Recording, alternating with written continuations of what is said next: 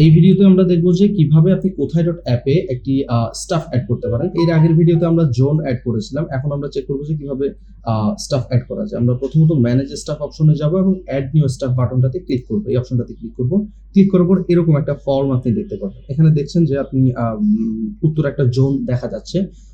এই জোনটা এর আগের ভিডিওতে আমরা ক্রিয়েট করেছিলাম এবং এখানে দুটো বাটন আছে, আমরা এই নিয়ে আলোচনা করছি, কথা বলছি। আমরা সর্বপ্রথমত ইমেজ দিব, একটা স্টাফের কোন একটা ইমেজ আমরা চুজ করে দিব।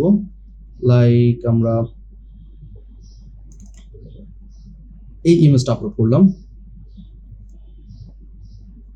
এন্ড দেন আমরা স্টাফের নাম দিলাম যে ডামি স্টাফ, এবং একটা ফোন নাম্বার আমাদেরকে দিতে হবে। লাইক আমরা যদি একটা ডামি ফোন নাম্বার দিই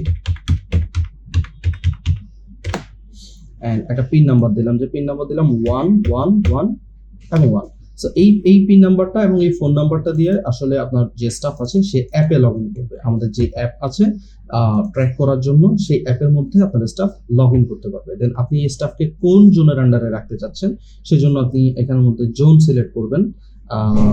জোন আমরা সিলেক্ট করে দিলাম যেটা উত্তরা জোনে, যেহেতু আমার একটাই জোন আছে এখন, আমরা উত্তরা জোনে তাকে রাখবো। এবং এখানের মধ্যে দুইটা বাটন আপনি দেখতে পাচ্ছেন, একটা বলছে যে ক্যান টেক অর্ডারস, অর্থাৎ আপনার এই স্টাফ কি বিভিন্ন শপে গিয়ে অর্ডার নিতে পারবে কিনা।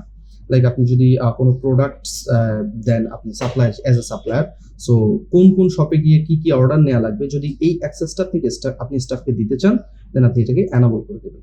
এবং এখানে দ্বিতীয় একটা বাটন আছে যে can deliver orders. Then order take করার পর যদি আপনার এই স্টাফই আবার ওই সবগুলোতে গিয়ে অর্ডারকে ডেলিভারি করার অ্যাক্সেস আপনি দিতে চান, দেন আপনি এই বাটনটাতে প্রেস করে দেবেন। অ্যান্ড দেন আমরা সাবমিট বাটনে ক্লিক দিলে আপনার একটা স্টাফ অ্যাড হয়ে গেল। আমরা যদি অল স্টাফে যাই, অল স্টাফে যাওয়ার পর আমরা এভাবে দেখতে পারবো যে স্টাফগুলা আপনার লিস্টেড স্টাফগুলো এখানে আপনি দেখতে পারবেন। অ্যান্ড দেন এখানের মধ্যে ট্র্যাক এবং অ্যাক্টিভিটিস আপনি দেখতে পারবেন, যেটা আমরা যখন অ্যাপ ইউজ করব তখন আমরা বিষয়টা আপনাদেরকে দেখাবো।